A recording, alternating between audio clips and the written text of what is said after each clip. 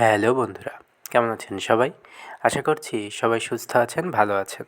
সেদিন চৈত্র মাস উপন্যাসের ১৯তম পর্বে আপনাদের সকলকে স্বাগত। চলুন শুরু করা যাক।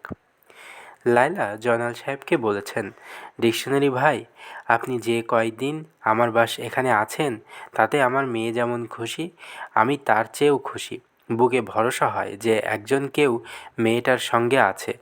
স্কুলে যখন যাই সারাক্ষণ বুক ধড়ফড় করে। মেয়েটা বাসায় একা। জয়নাল সাহেব বলছেন, আপনি মেয়ের বিষয় নিয়ে একেবারেই চিন্তা করবেন না। আমি সব ফয়সাল্লা করে তারপর যাব, তার আগে না। লায়লা বিস্মিত হয়ে বলছেন, আপনি কিভাবে ফয়সাল্লা করবেন?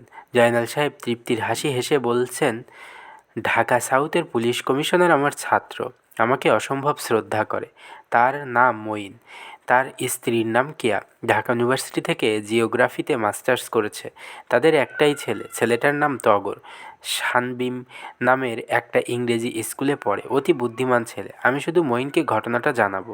আঙুল কাটা লোকমান পায়ে ধরে কুল পাবে না। লায়লা হতাশ গলায় বলছেন, পুলিশ এইসব ক্ষেত্রে কিছুই করে না। জয়নাল সাহেব বলেছেন, আপনি ব্যাপারটা আমার উপর ছেড়ে দেন, দেখেন পুলিশ কিছু করে কি না। আমি মঈনকে সাথে করে নিয়ে আসব। সে ফেরত যাবে আঙুল কাটা লোকমানকে নিয়ে। আপনার কাছে পৃথিবীটা এত সহজ? সহজ তো অবশ্যই। আপনি ছাত্রের কাছে কবে যাবেন? যেতেও হবে না, আমি টেলিফোন করলেই ঘটনা ঘটে যাবে। যে কোনো একটা ফোন ফ্যাক্সের দোকান থেকে টেলিফোন করব, তার 2 ঘন্টার মধ্যে দেখবেন বাসার সামনে পুলিশের গাড়ি। মঈনের টেলিফোন নাম্বার আমার মুখস্থ, মোবাইল নাম্বারও আছে, আবার টিএনটির নাম্বারও আছে। তাহলে দেরি করছেন কেন? টেলিফোনটা করে ফেলুন। জয়নাল সাহেব টেলিফোন করেছিলেন। পুলিশ কমিশনার মঈন টেলিফোন ধরেছেন এবং শীতল গলায় বলেছেন, স্যার, এইসব ঝামেলায় আপনি জড়াবেন না। আপনি কথা শুনুন, ঢাকায় চলে আসুন। ঢাকায় চলে আসব? অবশ্যই। আপনি বৃদ্ধ মানুষ, আগ বাড়িয়ে ঝামেলায় যাবেন কেন? এদেরকে এইভাবে ফেলে রেখে চলে আসব? অবশ্যই। পুলিশ কিছুই করবে না? তাহলে তোমরা পুলিশরা আছো কী জন্যে? স্যার, পুলিশ কী করবে না করবে সেটা নিয়ে আপনার সঙ্গে তর্কে যাব না। তুমি আমার ছাত্র না হলে তোমাকে একটা খারাপ কথা বলতাম। ছাত্র এবং পুত্র এই 2 শ্রেণীকে কখনো কোনো খারাপ কথা বলা যায় না। আমাকে খারাপ কোনো কথা বললে যদি আপনার ভালো লাগে তাহলে খারাপ কথা বলুন, শুধু দয়া করে আমার কথাটা শুনুন।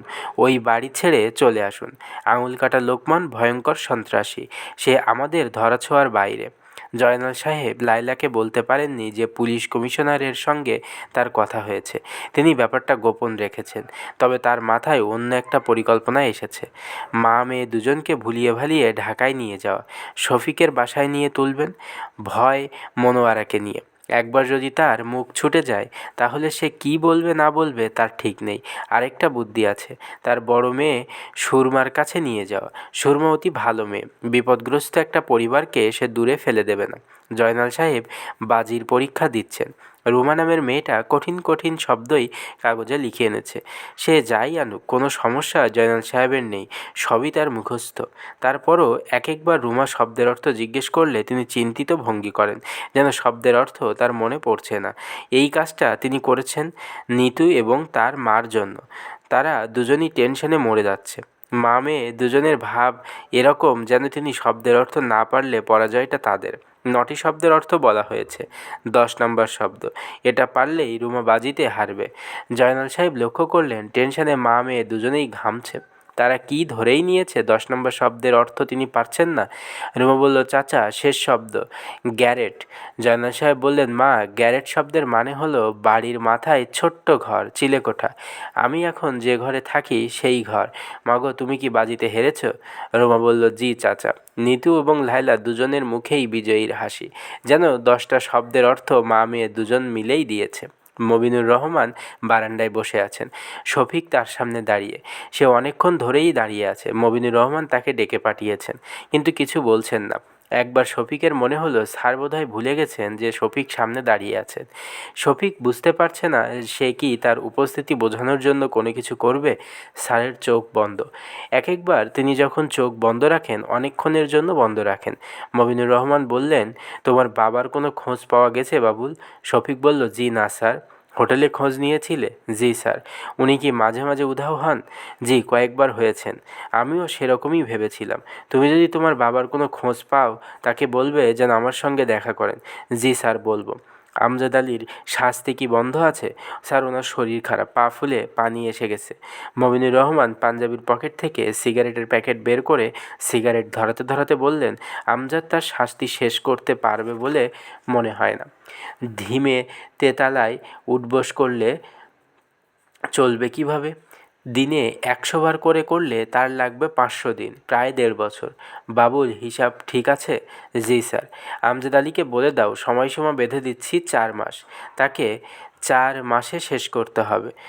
আজই তার বাসায় খবর পাঠিয়ে দেবে। জি স্যার। তোমার সঙ্গে কাগজ কলম আছে? জি স্যার, আছে। এখন অন্য একটা হিসাব করো। যেসব কাজ আমি তোমাকে করতে বলেছি এবং তুমি করনি তার তালিকা। শফিক অবাক হয়ে তাকাচ্ছে। বড় সাহেব তাকে কোনো কাজ দিয়েছেন, সে করেনি এমন কিছু সে মনে করতে পারছে না। মমিনুর রহমান বললেন, লেখো 1 নাম্বার, তোমাকে ডাল রান্না করতে বলেছিলাম, করনি। 2 নাম্বার, করলা ভাজি নিয়ে একটা কথা বলেছিলাম, তুমি করলা ভাজি খাবে আমি দেখব, সেটা করনি। 3 নাম্বার, আমি বলেছিলাম তোমার মেয়ে নিশোকে আমার কাছে নিয়ে এসো, তুমি আনোনি। 4 নাম্বার, লায়লার সঙ্গে যাতে যোগাযোগ রাখতে পারো তার জন্য তোমাকে 24 ঘন্টার জন্য একবার একটা গাড়ি দিয়েছিলাম, তুমি একবার মাত্র গিয়েছো, তাও সে যখন তোমাকে ডেকে পাঠিয়েছে। ঠিক বলেছি বাবু? জি স্যার। আমার কাজ করার জন্য তুমি যে আনফিট তা কি বুঝতে পারছো? শফিক চুপ করে আছে। মমিনুর রহমান আগের মতো মাথা দুলাচ্ছেন। হঠাৎ দুলানো বন্ধ করে বললেন, তুমি তোমার বাবার খোঁজ লায়লার কাছে পাবে বলে আমার ধারণা। লায়লা রান্না করে তাকে তরকারি পাঠিয়েছে, শিং মাছের ডিম। তোমার বাবা যেরকম মানুষ, তিনি ধন্যবাদ দেওয়ার জন্য অবশ্যই লায়লার কাছে যাবেন। আমি যদি শুনি তিনি লায়লার অতিথি হয়ে ওই বাড়িতেই বাস করছেন, আমি মোটেই অবাক হব না। শফিকের শরীর ঝিমঝিম করছে। সে চিন্তিত এই অর্ধ উন্মাদ মানুষ কানে ধরে উঠবোসের ব্যাপারটাকে তাকে দিয়েও করাতে চাইবে। এটা তার জন্য এক ধরনের খেলা। এই বৃদ্ধ তাকে নিয়ে অবশ্যই খেলতে চাইবে। তার জন্য এটাই স্বাভাবিক। বাবুল? জি স্যার। কোম্পানির ফ্ল্যাটে উঠেছ শুনলাম, ফ্ল্যাট পছন্দ হয়েছে? জি স্যার। তোমার স্ত্রীর পছন্দ হয়েছে? জি স্যার। তোমার স্ত্রীর নাম যেন কি? মীরা। ও হ্যাঁ, মীরা। তোমার এবং তোমার কন্যার নাম মনে রাখার জন্য একটা ব্যবস্থা করেছিলাম বলে তাদের নাম মনে আছে। তোমার স্ত্রীর নাম রাখার কোনো ব্যবস্থা করা হয়নি বলে তার নাম প্রতিবার জিজ্ঞেস করতে হয়। আচ্ছা বাবুল, শোনো, যারা আমার জন্য কাজ করে আমি তাদের জন্য অনেক কিছু করি, ঠিক না? জি স্যার। কখনো কি ভেবেছ কেন করি? শফিক চুপ করে রইল।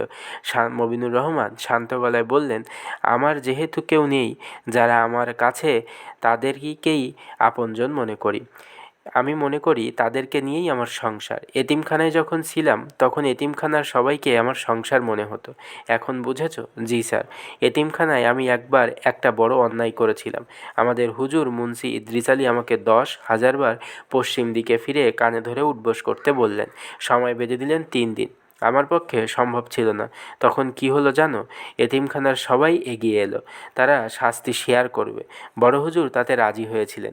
ইন্টারেস্টিং না? জি স্যার। তুমি কেশিয়ার শোভনকে বলো আমজাদ আলীর হয়ে অন্য কেউ যদি শাস্তি নিতে চায় আমি তাতে রাজি আছি। সেই ক্ষেত্রে শাস্তির পরিমাণ কমাতেও পারি। এখন তুমি আমার সামনে থেকে যাও। যাবার আগে সেলফোনটা দিয়ে যাও, এটা একটা জরুরি টেলিফোন করব। মমিনুর রহমান টেলিফোনে ফজলু নামের একজনকে ধরলেন। মমিনুর রহমান বললেন, ফজলু, একটা কাজ করে দিতে হয় যে। ফজলু বলল, স্যার কাজটা বলেন। আর সন্ধ্যার মধ্যে একজনকে আমার সামনে উপস্থিত করবে। তার নাম লোকমান। লোকে তাকে ডাকে আঙুল কাটা লোকমান, নারায়ণগঞ্জের আঙুল কাটা লোকমান। স্যার, আমি সন্ধ্যার আগেই তাকে উপস্থিত করব। মমিনুর রহমান টেলিফোন রেখে দিলেন।